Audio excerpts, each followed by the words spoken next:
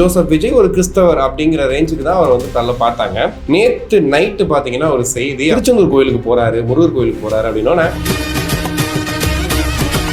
நீங்க ஒரு மதத்துக்குள்ளேயோ ஒரு சின்ன வட்டத்துக்குள்ளேயே நடக்க முடியாது, நீங்க என்னதான் ட்ரை பண்ணாலும் இந்த மாதிரி விஷயங்கள்ல வந்து இது பண்ண முடியாதுன்ற மாதிரி விஷயத்த பண்ணிட்டு இன்னைக்கு நைட்டு சிறுடி சாய்பாபா இருக்கார் இல்லையா, அங்க வேற போறாராம். தெரிஞ்சு அடுத்து வேளாங்கண்ணி போவார்னு நினைக்கிறேன்.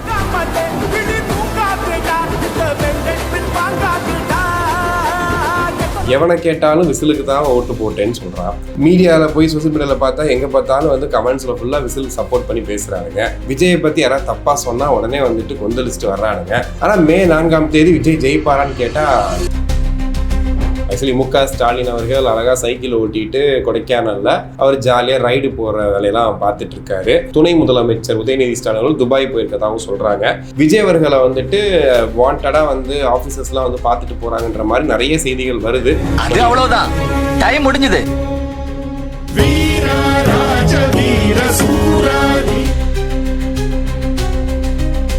உலகெங்கும் வாழும் தமிழ் நெஞ்சங்களுக்கு கிறிஸ்டியின் அன்பு வணக்கம். இப்போ வர்றதுக்கு முன்னாடி ஒரு மீம் ஒன்று படிச்சுட்டு வந்தேன். எப்படி இந்த படம் வர்றதுக்கு முன்னாடி பார்த்தீங்கன்னா நிறைய அதை பற்றின மீம்ஸ்லாம் வரும்ல, அது மாதிரி இப்போ அரசியல் தேர்தல் ரிசல்ட் வந்து மே 4ஆம் தேதி. சரி, அதுக்கு முன்னாடி பார்த்தீங்கன்னா நிறைய விஷயங்கள் ஓடிக்கிட்டே இருக்குது.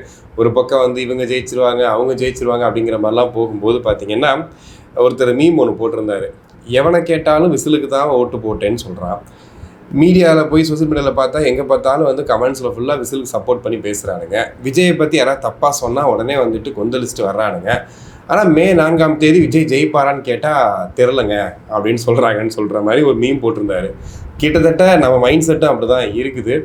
ஏன்னா நிறைய பேர் வந்துட்டு நாங்கள் விசிலுக்கு ஓட்டு போட்டோம், நாங்கள் இந்த மாதிரி விஜய்க்கு ஆதரவு தெரிவிக்கிறோம் அப்படிங்கிற மாதிரி நம்ம காதுபடியாக சொல்கிறாங்க. ஆனால் சரி, யதார்த்தத்தில் அப்படி சொல்கிறாங்க. ஓகே, எங்கள் ஓட்டாக போட்டிருப்பாங்க கேட்டால் நாங்கள் ஓட்டு கன்ஃபார்மாக போட்டோம் அப்படின்னு வேற சொல்கிறாங்க. தெரியல மே 4ஆம் தேதி என்ன நடக்க போகுது அப்படிங்கிறதே தெரியல. இதெல்லாம் வந்து பார்த்திங்கன்னா மக்களோட அந்த கணிப்புகள் சொல்லுவாங்க இல்லையா, சரி நம்ம ஓட்டு போட்டோம், நம்ம ஓட்டு போட்ட கட்சி ஜெயிச்சிருமா அப்படிங்கிற மாதிரி அவங்க பேசிகிட்டு இருக்காங்க. பட் இன்னொரு பக்கம் சீரியஸ் நோட்ஸில் பார்த்தீங்க அப்படின்னா, சீரியஸ்னால் நம்ம தான் சீரியஸாக இருக்கோம். ஆக்சுவலி முக ஸ்டாலின் அவர்கள் அழகாக சைக்கிள் ஓட்டிட்டு கொடைக்கானலில் அவர் ஜாலியாக ரைடு போகிற வேலையெல்லாம் பார்த்துட்டு இருக்காரு. துணை முதலமைச்சர் உதயநிதி ஸ்டாலின் அவர்கள் துபாய் போயிருக்கதாகவும் சொல்கிறாங்க. இப்போது தீவிரமாக பார்த்தீங்கன்னா எடப்பாடி பழனிசாமியும் விஜய் அவர்களும் தான் அடுத்த கட்டத்துக்கு என்னென்ன பண்ணலான்ற மாதிரிலாம் யோசிச்சுட்டு இருக்க மாதிரி ஐஏஎஸ் ஆஃபீஸர்ஸ், ஐஎஃப்எஸ் ஆஃபீஸர்ஸ் எல்லாரும் வந்து வீட்டில் வந்து பார்க்குறாங்கன்ற மாதிரிலாம் வந்துட்டு நிறைய செய்திகளை பார்க்குறோம்.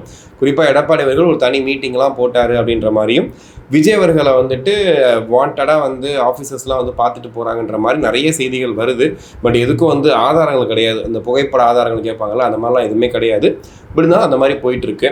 ஸோ இந்த சமயத்தில் பார்த்தீங்கன்னா விஜய் மேலே இப்போ சமீபத்தில் வந்து அவர் இந்த வேளாங்கண்ணி கோயிலுக்கு, அதாவது வேளாங்கண்ணி கோயிலுன்னு சொல்லிட்டு அந்த முட்டி போட்டு நடக்கிற விஷயம் இருக்கு இல்லையா, ஸோ அதை வந்து திருச்சியில் ஒரு அந்தோனியார் கோயிலில் சர்ச்சில் வந்து பண்ணும்போது இந்த முட்டி போட்டு பண்ணதை வச்சு இவர் வந்து ஒரு கிறிஸ்தவ மதத்தை வந்து பரப்புறாரு. இவர் வந்து ஒரு கிறிஸ்தவ கைகூலியாக இருக்காரு, கிறிஸ்தவ வாக்குகளை அறுவடை செய்கிறதுக்காக இதை பண்ணுறாரு, நடிக்கிறாரு அப்படிங்கிற மாதிரி அவர் மேலே ஜோசப் விஜய் ஒரு கிறிஸ்தவர் அப்படிங்கிற ரேஞ்சுக்கு தான் அவர் வந்து தள்ள பார்த்தாங்க. நேற்று நைட்டு பார்த்தீங்கன்னா ஒரு செய்தி, அவர் வந்து திடீர்னு மதுரை கிளம்புறாரு அப்படின்னு. மதுரைக்கு ஏன்டா இந்த டைமில் எலெக்ஷன்லாம் முடிஞ்சு போச்சு, நன்றி சொல்ல போகிறாரா அப்படின்னு பார்க்கும்போது, இல்லைங்க திருச்செந்தூர் கோயிலுக்கு போகிறாரு, முருகர் கோயிலுக்கு போகிறாரு அப்படின்னோன்னே, ஆக்சுவலி இந்த முருகரும் தமிழ்நாடு அரசியலும் பார்த்தீங்கன்னா ஒரு பெரிய நீண்ட நெடிய வரலாறுனே சொல்லலாம். எல்லா இடங்கள்லையுமே அரசியல் ரீதியாக பார்க்கும்போது முருகரும் இந்த வேலும் வந்து தொண்டு வந்துக்கிட்டே இருக்குது. அது ஒவ்வொரு வாட்டியும் வந்து ஒரு காலகட்டத்தில் அப்படி போகும். ரீசெண்டாக வந்து சீமான் அவர்கள் அதை கையில் எடுத்து என் முப்பாட்டன் முருகன் அப்படின்னு சொல்லிட்டு வேலை வச்சுக்கிட்டு அவர் வந்துட்டு யாத்திரையெல்லாம் போயிட்டு இருந்தார். அவர் பயங்கரமாக வந்துட்டு என்ன சொல்கிறது, அவர் முப்பாட்டன், அவர் நீங்கள் கடவுளாக பார்க்காதீங்க முப்பாட்டன் அப்படிங்கிற மாதிரிலாம் கொண்டு போயிட்டு இருந்தார்.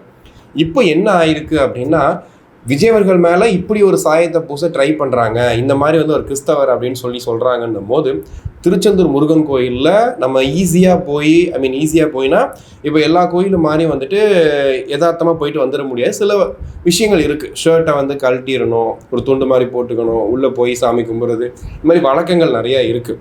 அதை வந்து நீங்கள் சொல்ல மாதிரி கிறிஸ்தவராக இருந்தாலுமே அதை ஃபாலோ பண்ணி விஜய் போய் உள்ளே போய் பார்த்துட்டு சாமியெல்லாம் கும்பிட்டு வராரு. இது வந்து என்ன சொல்ல வராரு அப்படின்னா, நீங்கள் ஒரு மதத்துக்குள்ளேயோ ஒரு சின்ன வட்டத்துக்குள்ளேயே நடக்க முடியாது, நீங்கள் என்ன தான் ட்ரை பண்ணாலும் இந்த மாதிரி விஷயங்களில் வந்து இது பண்ண முடியாதுன்ற மாதிரி விஷயத்த பண்ணிட்டு இன்னைக்கு நைட்டு சிறுடி சாய்பாபா இருக்கார் இல்லையா, அங்கே வேற போகிறாராம். எனக்கு என்னடா இது வெறும் ஆன்மீக பயணமாக போயிடுவாரோ, எனக்கு தெரிஞ்சு அடுத்து வேளாங்கண்ணி போவார்னு நினைக்கிறேன். ஸோ இதை வந்து விஜய் அவர்கள் பண்ணிகிட்டு இருக்காரு. இதுவுமே கிட்டத்தட்ட விமர்சனங்களுக்கு பதில் சொல்கிற மாதிரியான விஷயங்களை தான் வந்து விஜய் பண்ணுற மாதிரி தெரியுது. ஸோ இந்த நேரத்தில் பார்த்தீங்கன்னா நிறைய நரேட்டிவ்ஸ் வந்துகிட்டே இருந்துச்சு. இதுக்கு முன்னாடி நம்ம பேசிகிட்டு இருந்தபோது சொன்னோம், இந்த மாதிரி வந்துட்டு இந்த வாட்டி வாக்கு சதவீதம் அதிகரித்ததுக்கும் விஜய்க்கும் சம்மந்தமே கிடையாது, இது ஒரு சாதாரண வாக்குப்பதிவு, இதில் ஒன்றும் பெரிய விஷயம்லாம் நடக்கலை அப்படிங்கிற மாதிரி விஷயம் போயிட்டே இருந்துச்சு. இப்போ எங்கே வந்து நிற்கிறாங்க அப்படின்னா, ஒரு பத்திரிகையாளர், அவர் வந்து திமுகவுக்கு ஆதரவாக பேசக்கூடிய பத்திரிகையாளர், அவர் வந்து பேசுகிற ஒரு வீடியோவில் இந்த மாதிரி ஓட்டிங் மிஷின் இருக்குது இல்லையா, ஓட்டிங் மிஷினில் எங்கே நீங்கள் இது பண்ணாலுமே தாவேக்காக ஓட்டு போடுற மாதிரியும் எப்படி பிஜேபி ஒரு விஷயம் பண்ணுவாங்க, அந்த விஷயத்த வந்து தமிழ்நாட்டில் இப்போ பண்ணியிருக்காங்க. அதாவது கூட்டணி கட்சி இருக்குது அதிமுக, அந்த கட்சிக்கு இதெல்லாம் பண்ணலையா, தாவேக்கா விஜய்க்கு பண்ணியிருக்காங்களாம். அதனால தான் விஜய்க்கு வந்து அதிக ஓட்டு போயிருக்குது. இன்றைக்கி வரக்கூடிய உளவுத்துறை தகவல் எல்லாம் பார்த்தீங்கன்னா காரணம் விஜய்க்கு வந்து அதிக ஓட்டு போனது காரணமே பிஜேபி வந்து அங்கே வேலை செஞ்சு பின்னாடி வந்து இந்த வேலையை பார்த்துட்ருக்கு அப்படின்ற மாதிரிலாம் வந்து சொல்லிட்டு இருக்காரு. கடந்த நாடாளுமன்ற தேர்தலில் தான் வந்துட்டு திமுக ஒரு பெரிய ஸ்வீப் அடித்தாங்க, பயங்கரமாக ஜெயித்தாங்க. அப்போ ஜெயிக்கும் போது அவங்களும் ஓட்டிங் மிஷின் இப்படி தான் பண்ணியிருப்பாங்களா என்னன்னு தெரியல. அந்த ஓட்டிங் மிஷினில் இப்படி பண்ண முடியும் அப்படின்றத வந்துட்டு கொஞ்சம் காலமாக அப்படியே வந்து பேசுவாங்க. அப்புறம் இல்லை அப்படிலாம் இல்லைன்னுவாங்க. அதாவது அவங்களுக்கு வெற்றி ஒரு பிரம்மாண்ட வெற்றி அப்படின்னா ஒத்துக்கிறாங்க. அதே இது வந்துட்டு மற்றவங்களுக்கு வரப்போகுது, மற்றவங்களுக்கு வந்துட்டு ஓட்டு விழுகுது அப்படின்னும் போது அந்த ஓட்டிங் மிஷினில் வந்துட்டு அவங்க ஏதோ செட் பண்ணிட்டாங்க தெரியுமா. ஒருவேளை எப்படின்னா, ஒருவேளை மே 4ஆம் தேதி வந்து விஜய் அவர்களுக்கு கணிசமான வாக்குகள், ஒரு அதிகப்படியான வாக்குகள் வந்தால் கூட, ஏங்க இதெல்லாம் செட் பண்ணதுங்க, இதை போய் சொல்லிட்டு இருக்கீங்க அப்படின்னு சொல்கிறதுக்கு இப்போயே தயாராகிறாங்க. அந்த மாதிரி தான் போயிட்டுருக்கு. இன்னொரு பக்கம் செந்தில் வேலை போட்டு பொழக்கிறாங்க, எங்கே போனாலும் அடிக்கிறாங்க. ஏன்னா ஐடி எம்ப்ளாயீஸை சொல்லியாச்சு, அவங்கள பற்றின விஷயங்களை வந்துட்டு அவங்கள அந்த மாதிரி சொன்னதுக்கு அப்புறம் அவங்க என்ன பண்ணுவாங்கன்னா, இப்போ நமக்கே ஒரு விஷயம் தோணும் இல்லையா, நம்மளை பற்றி ஒருத்தவங்க பேசியிருக்காங்கன்ற தாண்டி ஒரு வரலாறு ரீதியாக பார்க்கும்போது நம்ம சாப்பிட்ற சாப்பாடு யாரை போட்டு பிச்சை அப்படின்ற மாதிரிலாம் பேசுனதுக்கப்புறம் அவங்க ஒவ்வொரு வாட்டியும் சாப்பாடை பார்க்கும்போது மைண்டில் வருமா இல்லையா. ஸோ வரும்போதெல்லாம் மீன் போட்டு அவர் செஞ்சுக்கிட்டு இருக்காங்க. இது வந்து திமுகவுக்கு ஒரு பெரிய பின்னடைவு தான். அதாவது திமுகவுக்கு ஆதரவாக பேசிக்கிட்டு இருந்த ஒருத்தர், அவர் வாயிலேருந்து இப்படி ஒரு வார்த்தை வருது அப்படின்னா, இது கிட்டத்தட்ட இந்த மெட்ராஸ் படத்தில் ஒரு சீன் வரும். அப்போ என்ன பண்ணுவாங்கன்னா, அந்த காளின்ற கேரக்டர் வந்து அந்த பொலிட்டீஷியன் கேரக்டர் வந்து கண்டுபிடிச்சிட்டு அடிக்க போகும்போது எல்லாரும் வந்து தடுப்பாங்க, இது பண்ணுவாங்க, என் ஜனங்கள் நான் துரோகம் பண்ண நினைப்பேன்னு சொல்லிட்டு அவரும் வந்து எமோஷனலாக பேசுவார். அப்போ வந்து இவர் ஆப்போசிட்டில் இப்படி தான் நான் நம்பி நாங்கள் ஏமாந்துட்டு இருக்கோன்னு சொல்லும்போது, ஒரு கட்டத்துக்கு அப்புறம் நான் போட்ட எச்ச காசை வாங்கி சாப்பிட்டேன் நான் எங்கடா நீங்கன்னு சொல்லிட்டு அவர் பேசுவார். அப்போ வந்து காளின்ற கேரக்டர், கார்த்திக் கேரக்டர் என்ன சொல்லும் அப்படின்னா, இதான் அவன் பார்த்தீங்களா அவன் புத்தியை காமிச்சிட்டான், அவன் ஒன்றுமே இல்லை, நம்ம எல்லாரும் சேர்ந்ததான் அவன் நமக்கு ப்ரூவ் பண்ணி காட்டணும் அப்படின்ற மாதிரிலாம் பேசியிருப்பாங்க. கிட்டத்தட்ட அதையும் இதையும் கம்பேர் பண்ணி தான் இன்றைக்கி வந்து சோஷியல் மீடியாவில் பேசிகிட்டு இருக்காங்க. ஏன்னா ஒரு கட்டத்துக்கு மேலே அவங்க வந்து ஒரு ஆணவத்தில் நாங்கள் போட்ட பிச்சையில் தான் நீங்கள் எல்லாம் வாழ்கிறீங்க அப்படின்னு சொல்லும்போது அது என்ன மாதிரியான வார்த்தை. அப்போ இங்கே இருக்கிற எல்லாருமே முட்டாள், வடிகட்டிய முட்டாள் அப்படிங்கிற ஒரு ரேஞ்சில் தான் வந்து அவங்க பேசுகிற மாதிரி இருக்குது. இன்னொருத்தர் இப்போ கூட சேர்ந்துருக்காரு, ஜேம்ஸ் வசந்தன், ரொம்ப நல்ல மனிதர், பயங்கரமாக வந்து ஆங்கரிங் பண்ணுவார், தமிழ் அழகாக உச்சரிப்பெல்லாம் சூப்பராக இருக்கும், சின்ன வயசுலேருந்து அவருடைய நிகழ்ச்சிகள்லாம் பார்த்துருக்கோம். ஓகே, பட் இப்போ ரீசன்ட் டேஸில் என்னென்னா முழுக்க அவர் இறங்கிட்டார். அப்படியே திமுகவுடைய என்ன சொல்கிறது, திமுகவுடைய அந்த சொல்லுவாங்கள்ல அந்த ரத்தம், அந்த மாதிரி வந்து பேச ஆரம்பிச்சிட்டார். அவருடைய அந்த ஒரு இதுவே பார்த்தீங்கன்னா இப்போவுமே இப்போ ஒரு நடுநிலையாக பேசுகிறாங்க, இல்லை ஓரளவுக்கு வந்துட்டு ஓரளவுக்கு ஒரு சப்போர்ட் பண்ணி பேசுகிறாங்கன்னா கூட அவங்க சைடில் தப்பு இருந்தால் அதை சொல்லுவாங்க, இல்லைங்க இது இருக்கு, ஆமாங்க இருக்கத்தாங்க செய்துபடி இருந்தாலும் நீங்கள் பாருங்கள் அப்படின்ற மாதிரி பேசுவாங்க. ரீசெண்டாக அந்த வீடியோ பார்த்தேன், அவர் உட்காந்துருக்காரு, சில பேர் வந்து மாணவர்கள் மாதிரி இருக்காங்க, ஸோ ரொம்ப சின்ன வயசு பசங்க நிறைய பேர் உட்காந்துருக்காங்க. அவங்க சில கேள்விகள் கேட்குறாங்க, ரொம்ப நியாயமான கேள்விகளும் கேட்குறாங்க.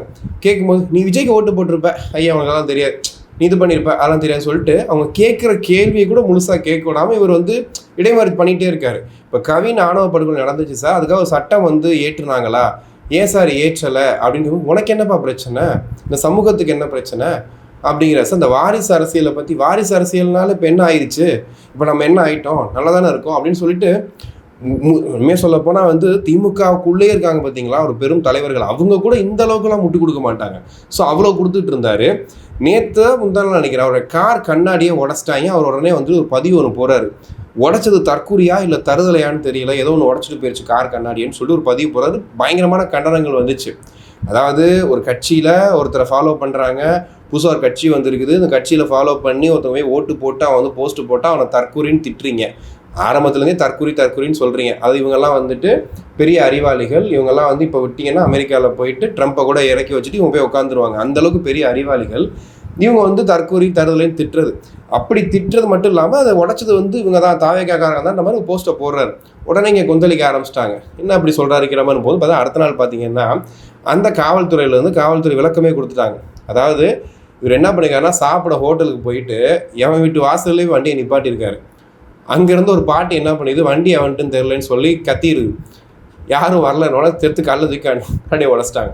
ஆக்சுவலி நடந்தது, எவன் வீட்டு வாசல்லே போய் நீங்கள் போய் விட்டுட்டீங்க, வண்டியை விட்டுட்டு நீங்கள் போய் சாப்பிட போயிருக்கீங்க, உங்கள் வண்டியோட கடையை உடச்சிட்டாங்க. இதுதான் நடந்த விஷயம். அதுக்குள்ளே வந்து இதை வந்து தாவேகாரன் தான் பண்ணிட்டான், இதை வந்து தற்கூரிகள் தான் பண்ணிட்டாங்கன்னு சொல்லிட்டு மட்டும் இல்லாமல் உடஞ்சிருச்சு, தெரிஞ்சு போச்சு, காவல்துறை விளக்கம் கொடுத்துட்டாச்சு. கொடுத்ததுக்கு அப்புறமும் அந்த தருதலைன்ற வார்த்தையை பயன்படுத்துறதுலாம் ரொம்ப, அதாவது ஆணவத்தின் உச்சம் சொல்லுவாங்கல்ல, அதெல்லாம் பின்னாடி இவங்கெல்லாம் இருக்காங்கன்ற தைரியத்தில் பேசணும்னு சொல்லுவாங்கல்ல. ஸோ அந்த லெவலுக்கு இறங்கி அவர் பேசிகிட்டு இருக்காரு. நீங்கள் பேசணும் அப்படின்னா நடுநிலையாக பேசுங்க. நீங்கள் இந்த ஒரு பக்கம் வச்சுக்கிட்டு நான் ஒரு ஸ்டாண்ட் எடுத்துட்டேன் அப்படின்றதுக்காக போய் பேசி, அதாவது ஆப்போசிட் பர்சனை வந்து நீங்கள் கருத்து ரீதியாக அட்டாக் பண்ண முடிஞ்சால் அட்டாக் பண்ணுங்கள். ஒருத்தவங்ககிட்ட கேள்வி கேட்கலாம், அவன் தெரியாமல் தான் கேட்குறான், உண்மையிலே அவனுக்கு தெரியல, அவனுக்கு தெரியலன்னு வச்சுக்கலாமே, அவன் முட்டாளாகவே இருக்கட்டும், தற்கூரியாகவே இருக்கட்டுமே, ஏன் சொல்லிக் கொடுக்க வேண்டியதானே? சொல்லிக் கொடுக்காம நாங்கள்லாம் அறிவாளிகள், நீங்கள் ஐயோ நீங்கள்லாம் போயிட்டு என்னைக்கெல்லாம் கேட்குறீங்க, என்னங்க நீங்கள் இளைஞர்கள் இப்படிலாம் கேட்கக்கூடாதுங்க. அந்த ரேஞ்சில் தான் இருக்குது. எனக்கு பொறுத்த இப்போ பார்க்க எப்படி இருக்குன்னா, இவர் ஏதோ ஒரு ஓனர் மாதிரியும் அவங்கெல்லாம் வேலை செய்கிறவங்க மாதிரியும் இதெல்லாம் நீ ஏன் கேட்குற, அதெல்லாம் நீ கேட்கக்கூடாது அப்படிங்கிற மாதிரி இவர் சமூகத்தை சீர்திருத்துறாராம். சமூகத்தை சீர்திருத்துறதுனா என்ன அப்படின்னா, அடிமைகளை உருவாக்குறது வந்து சமூகத்தை சீர்திருத்துறதோ உயர்த்துறதோ கிடையாது, லீடர்ஸை உருவாக்கணும். ஒரு லீடர் 10 லீடரை உருவாக்குனாதான் அந்த சமூகம் பெருசாகும். அதை விட்டுட்டு ஒரு லீடர் வந்து இருக்கிற எல்லாத்தையும் அடிமையாக்கி உட்கார வச்சுக்கிட்டு அதுக்கப்புறமா வந்துட்டு நாங்கள் வந்துட்டு சமூக நீதி பேசுகிறோம் அப்படி இப்படின்னா என்ன, அந்த மாதிரி தான் இருந்துச்சு. ஸோ இது ஒரு பக்கம் வந்து ஒரு கதையாக ஓடிட்டுருக்கு. அடுத்ததான் விஜய் மீது ஒரு பெரிய குற்றச்சாட்டு. குழந்தைகள் எல்லாம் வந்து விஜய் ட்ரிகர் பண்ணி விட்டாரு, அதுவும் குறிப்பாக வந்து விஜய் மாமாவுக்காக ஓட்டு போட சொல்லி நீங்கள் கெஞ்சிங்கலாம் சொல்லிட்டாரு, குழந்தைகளை பயன்படுத்திட்டாரு விஜய் அப்படிங்கிற மாதிரி வந்துட்டு ஒரு குற்றச்சாட்டை வைக்கிறாங்க. அதுக்கு இன்னொரு பக்கம் வந்து பார்த்தீங்கன்னா இங்கே தாவேகா தரப்பில் விர்ச்சுவல் வாரியர்ஸ் இருக்காங்க இல்லையா, அவங்க ஒரு ரிப்ளையும் போடுறாங்க. ஏன் உதயநிதி ஸ்டாலின் வந்து ஒரு குழந்தையை தூக்கி வச்சு கொஞ்சலையா, அந்த குழந்தைய வந்து கையில் வச்சுக்கிட்டு திமுக வாழ்கள்லாம் சொல்லலையா, இதெல்லாம் வந்து நீங்கள் பார்க்க மாட்டீங்களான்னு சொல்லிட்டு அதையும் எடுத்து கம்பேர் பண்ணி போட்டுட்ருக்காங்க.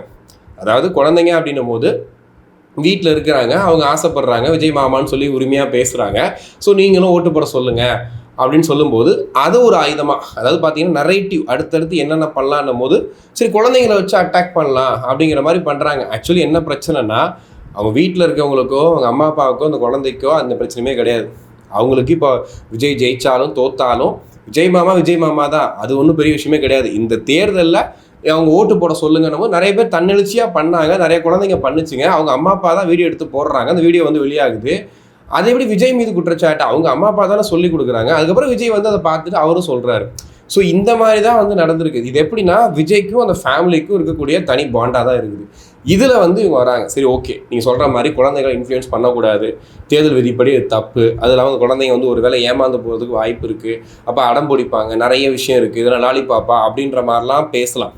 ஓகே, அப்படி பார்த்தீங்கன்னா இப்போது 2 வயசு குழந்தை ஒரு திமுக காரன் வந்துட்டு ஒன்று பண்ணா இல்லையா, பாலியல் கொடுமை பண்ணி இது பண்ணா இல்லையா, அப்போ எங்கே போனாங்க இந்த குழந்தைகள்? இந்த சொல்கிறாங்க இல்லையா சோ கால்டு இவங்கெல்லாம், இந்த மாதிரி குழந்தைகள் எல்லாம் பாலியல் வன்கொடுமை நடக்குது இல்லையா, அப்போ எங்கே போகிறாங்க? ஏன் அந்த விளாத்திக்குளம் வந்து சிறுமி இது பண்ணாங்க இல்லையா, அப்போ எங்கே போனாங்க? இதெல்லாம் ஏன் அரசுக்கிட்ட கேட்கல? ஏன் இந்த மாதிரி நடக்குது, இது ஏன் பார்க்க மாட்டிங்களா, ஏன் இது வந்து நடந்துக்கிட்டு இருக்கு அப்படின்ற அந்த கேள்வி வந்து ஏன் அப்போ வரல? ஸோ இது எல்லாமே பார்த்தீங்கன்னா ஒரு கட்டத்துக்கு அப்புறமா புஷ் பண்ணுறாங்க. ஒரு பக்கம் ஓகே போ போ போ எல்லாரும் போய் வந்து இது பண்ணுங்க, அது வந்து அந்த பிம்பத்தை உடைங்க, அங்கே வந்து ஒரு பெரிய பிம்பம் வந்துடவே கூடாது. ஒரு 75 ஆண்டுகள் கட்சியை ஒருத்தன் வந்து ஒரு 2.5 வருஷம் 3 வருஷத்தில் வந்துட்டு இந்த அளவுக்கு பண்ணி விட்டான்ற அந்த பேர் வரவே கூடாது அப்படின்றதுக்காக தொடர்ந்து அடிச்சுக்கிட்டே இருக்காங்க. அதோட வெளிப்பாடு தான் வந்து இந்த விஷயங்கள் எல்லாமே. பட் இந்த பிரச்சனையை எப்படி விஜய் ஹேண்டில் பண்ண போகிறான்னு தெரில. வழக்கம் போல் வந்து சைலண்ட்டாக அப்படியே மூவ் பண்ணி போயிடுவாரா அப்படிங்கிற மாதிரி தான் இருக்குது. இப்போ இந்த நேரத்தில் வந்துட்டு தேர்தலுக்கு முந்தைய கூட்டணியை தாண்டி இப்போ தேர்தலுக்கு பிந்தைய கூட்டணி என்னவா இருக்க போகுதுன்ற அந்த ஸ்டேஜில் இப்போ இருக்காங்க. இதில் வந்து குறிப்பாக காங்கிரஸ் கட்சியோட தலைவர், அதாவது மாநில தலைவர் செல்வ பெருந்தகையை மாற்றுறதா பிளானு. அவர் வந்து ராஜினாமா பண்ண போகிறாரு. அடுத்து யார் வரப்போகிறாங்கன்ற மாதிரி போயிட்டுருக்கு. ஒருவேளை பெண் தலைவரை கொண்டு வரலாம் அப்படின்னு பார்த்தீங்கன்னா கண்டிப்பாக ஜோதிமணிக்கு அந்த வாய்ப்பு இருக்குன்ற மாதிரி பேசிகிட்டு இருக்காங்க. இப்போ ராகுல் ஆதரவாளர்கள், அதாவது காங்கிரஸ்லேயே 2 விஷயம் இருக்கு இல்லையா, ராகுல் ஆதரவாளர்கள், திமுகன்னு சொல்லிட்டேன், மேலிடத்தோட ஆதரவாளர்கள், சரியா, இவங்க 2 பேர் தனித்தனியாக இருக்காங்க இல்லையா. இவங்களில் இப்போ ராகுல் காந்தி ஆதரவாளர்கள் என்ன பண்ணுறாங்கன்னா அவங்க போய் புஷ் பண்ணிட்டு இருக்காங்க, எங்களுக்கு வந்து நாங்கள் தலைவராக இருக்கிறோம் அப்படின்ற மாதிரி பேசிகிட்டு இருக்காங்க. அதில் ஜோதிமணி, மாணிக்கம் தாக்கூர் எல்லாருமே இருக்காங்க. ஸோ யாரை கொண்டு வர போகிறாங்கன்னு தெரியல. பட் இது என்ன திடீர்னு மாற்றம், என்ன பிளான் அப்படின்னு பார்க்கும்போது மேபி வந்து தேர்தலுக்கு அப்புறமா மேபி கூட்டணி கணக்குகள் மாறலாமா, இல்லை யாராவது வந்துட்டு கூட்டணி வைக்கிறதுக்கு வேறு ஐடியாஸ் பண்ணுவாங்களா அப்படிங்கிறது தெரில. ஏன்னா அதுக்கடுத்து வந்து நாடாளுமன்றத்தில் வரப்போகுது. ஸோ அதை நோக்கியும் வந்து இந்த மாறுதல் கண்டிப்பாக இருக்கும். ஸோ அப்படி இருக்கும்போது அந்த டைமில் யார் கூட கூட்டணி வைக்கணும்னும் போது இந்த மாநில தலைவர்களோட தான் முக்கியமான ரோலாக இருக்கும். ஸோ மேபி அவர் மாற்றுறதுனால மேபி மற்றவங்கள போட்டு ஒரு சுமூகமான ஒரு கூட்டணியை கொண்டு வரலான்ற ஐடியாவில் இருக்காங்களான்னு தெரியல. ஏன்னா காங்கிரஸோட நிலைமை ரொம்ப மோசமாகவே போயிட்டு இருக்கு போக போக. ஸோ இதுக்கப்புறமாவது விழிச்சுக்கணுன்றதுக்காக ஒரு மாற்றம் பண்ணுற மாதிரி தான் அங்கே இருக்குது. பட் எந்த அளவுக்கு அது ஒர்க் அவுட் ஆக போகுது அப்படிங்கிறத பொறுத்திருந்து பார்ப்போம். ஸோ மே 4ஆம் தேதி வரைக்கும் நானும் பயங்கரமாக காத்துட்ருக்கேன். என்ன நடக்க போகுது அப்படிங்கிறதே தெரியல. ஏன்னா ஒவ்வொருத்தங்க பேட்டி கொடுக்குறதெல்லாம் பார்த்தா காலையில் ஒன்று சொல்கிறாங்க, நைட்டு ஒன்று சொல்கிறாங்க, அடுத்த நாள் காலையில் வேறு ஒன்று சொல்கிறாங்க. ஸோ எதை நம்புறதுனே தெரில தாசனான்ற மாதிரி தான் போயிட்டுருக்கு. ஒரு பக்கம் வந்து தாவேக்காக்கு நிறைய வாக்குகள் விழுந்திருக்கு, பயங்கரமாக போயிட்டுருக்குன்னு ஒரு பக்கம் போயிட்டுருக்கு. திமுக தரப்பில் வந்துட்டு ரசிக மனப்பான்மையில் தான் வந்து ஓட்டு போடுறாங்க அப்படிங்கிற மாதிரி வந்துட்டு அவங்க வந்து பரப்பிட்டு இருக்காங்க. இன்னொரு பக்கம் அதாவது ஓட்டு விழுந்த ஓட்டுமே பார்த்தீங்கன்னா ரசிக மனப்பான்மையில் தான் விழுந்திருக்கு அப்படின்னு. அதாவது எம்ஜிஆர் அவர்களுக்கு நடந்த விஷயம் இது. எம்ஜிஆர் அவர்கள் கட்சி தொடங்கி அவருக்கு வந்து வாக்குகள் விழுந்து அவர் வந்து சிஎம் ஆகும்போது சொன்ன விஷயம் என்னன்னா, அவருக்கு ஆளுமை திறன் கிடையாது, அவர் வந்துட்டு ரசிக மனப்பான்மையில் எல்லாம் ஓட்டு போட்டு ஜெயிக்க வச்சிட்டிங்க, தமிழ்நாடை யார் தான் காப்பாற்ற போகிறாங்கன்னு தெரியல அப்படின்ற மாதிரி சொன்னாங்க. 10 வருஷம் சாகிற வரைக்கும் அந்த முதலமைச்சராக இருந்தால் செத்து போனார். அந்தளவுக்கு மக்கள் ஆதரவு இருந்துச்சு, அவருடைய ஆட்சியும் அந்தளவுக்கு செமையாக இருந்துச்சு. ஸோ அந்த மாதிரி தான் அங்கே இருக்குது. ஸோ அந்த மாதிரி பார்க்கும்போது இந்த இடத்துல இப்போ விஜய்க்கும் அதே மாதிரி தான் சொல்கிறாங்க, ரசிக மனப்பான்மையோட ஓட்டு போட்டிருப்பாங்க, எல்லாரும் அப்படி தான் வந்து ஓட்டு போட்டிருப்பாங்க, நீங்கள் ஆனால் அதெல்லாம் பெரிய விஷயமா பேசுகிறீங்க அப்படிங்கிற மாதிரி இருக்குது. இன்னொன்று எங்கே என்ன நடந்தாலும், அதாவது எனக்கு தெரிஞ்ச ஒருத்தர் இருக்கார், அவர் இன்டர்வியூலாம் வருவார், அவர் பேர் வேண்டாம், அவர் என்னென்னா இங்கே நல்லா ஜாலியானா அவர் ரொம்ப பயங்கரமாக பேசுவார். பேசிட்டு நான் உடனே நான் கிளம்பணும் அப்படின்வார். ஏன் சார் இருங்க சார் ஒரு டீ சாப்பிட்டு போங்க சார். இல்லை என்னை வந்து பாஜக ஸ்ட்ரெயிட்டாக வந்து என்னை மேலே வந்துட்டு ஒரு கண்காணிப்பில் இருக்காங்க, நான் வெளியே போனால் என்னை தூக்கிடுவாங்க அப்படின்வாரு. டக்குன்னு பார்த்தா பஸ்ஸில் போகும்போது நான் பஸ்ஸெலாம் வரமாட்டேன்ப்பா, டிரான்ஸ்போர்ட்டில் போனால் என்னை தூக்கிடுவாங்க. அதாவது அவர் யாருமே தேட மாட்டாங்க, ஆனால் அவரே வந்து தன்னை தேடுறாங்கன்னு நினச்சிக்கிட்டே வாழ்ந்துட்டு இருந்தார். ஒருத்தர் வாழ்ந்துட்டு இருக்கார் இப்போயும், அப்படியே ஒருத்தர் இருப்பார், ஆனால் யாருமே அவரை தேட மாட்டாங்க. அந்த மாதிரி பார்த்தீங்கன்னா இவங்க என்ன பண்ணுறாங்கன்னா யாருமே அதை பற்றி பேசலை, இது பண்ணல, ஆனால் இவங்களாம் வந்துட்டு இல்லை இப்படி தான் ஓட்டு விழுந்திருக்கோம், அப்படி தான் ஓட்டு விழுந்திருக்கோம் அப்படிங்கிற மாதிரியும் எங்கேயோ ஏதோ நடக்குது அப்படின்னா. இப்போ ஜெயவர்தன் கண்ணாடி உடஞ்சிருக்கு அப்படின்னா உடனே நாம் தமிழ்ல இருந்து சாட்டை திருமுருகன் வந்து ஒரு போஸ்ட் போடுறாரு, இந்த மாதிரி பாருங்கள் இப்படி ஒரு கொலைவரி தாக்குதல் பண்ணுறாங்க, இதெல்லாம் ஒரு கட்சியா, இதெல்லாம் ஒரு விஷயமா, இதெல்லாம் ஒரு மானங்கட்டு அப்படி இப்படின்னு நிறைய நடக்குது.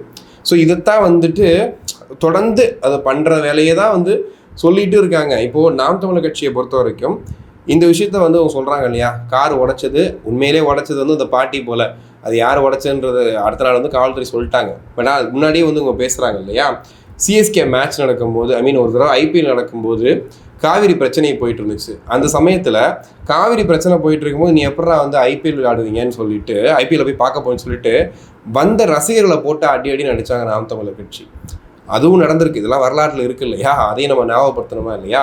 ஸோ இந்த மாதிரி வந்துட்டு ஒரு கட்சியை கார்னர் பண்ணுறதுக்கு எல்லா விஷயத்தையும் வந்து தொடர்ந்து பண்ணிகிட்டே இருக்காங்க. பட் இருந்தாலும் இந்த வாட்டி ஆட்சி மாற்றம் நிகழப்போகுதா, இல்லை அதே ஆட்சி தொடரப்போகுதா, அடுத்து என்ன நடக்க போகுது அப்படிங்கிற மாதிரி தான் வந்து இந்த ஒரு வாரம் இருக்க போகுது. இன்னும் வந்து மே 4ஆம் தேதி வரைக்கும் இந்த கூத்துக்கள்லாம் நம்ம டெய்லி பார்க்க தான் போகிறோம். ஸோ நீங்கள் என்ன நினச்சிட்டு இருக்கீங்க, யார் வந்து திரும்பன்னு சொல்ல முடியாது, ஆட்சி கட்டில் யார் உட்கார போகிறாங்க, உங்கள் மனசில் யார் இருக்காங்க, நீங்கள் இந்த வீடியோ பார்த்துருப்பீங்க, உங்கள் கருத்துக்கள் மிக மிக மிக முக்கியம். ஸோ உங்கள் கருத்துக்களை அப்படியே கமெண்ட்ஸாக சொல்லிடுங்க. ஸோ தொடர்ந்து வீடியோ பார்க்குறதுக்கு மிக்க நன்றி. அப்படியே சப்ஸ்கிரைபும் பண்ணி பார்த்துட்டிங்கன்னா ரொம்ப நல்லாயிருக்கும். தொடர்ந்து நம்ம போகிற வீடியோக்கள் எல்லாமே உங்களுக்கு வந்துடும். இந்த ஹைப்னு ஒரு பட்டன் வரும் கமெண்ட்ஸ்க்கு மேலே, அதையும் வந்து தட்டி விட்டிங்கன்னா ரீச் கொஞ்சம் அதிகமாக இருக்கும். நிறைய நண்பர்கள் நம்ம வீடியோவை பார்ப்பாங்கன்னு நினைக்கிறேன். ஸோ நிறைய பேர் வெளிநாட்டிலேருந்துலாம் மெசேஜ் பண்ணுறீங்க, ரொம்ப நன்றி உங்கள் எல்லாத்துக்குமே. ஸோ நாளைக்கு இன்னொரு வீடியோவில் உங்களை சந்திக்கிறேன். நன்றி.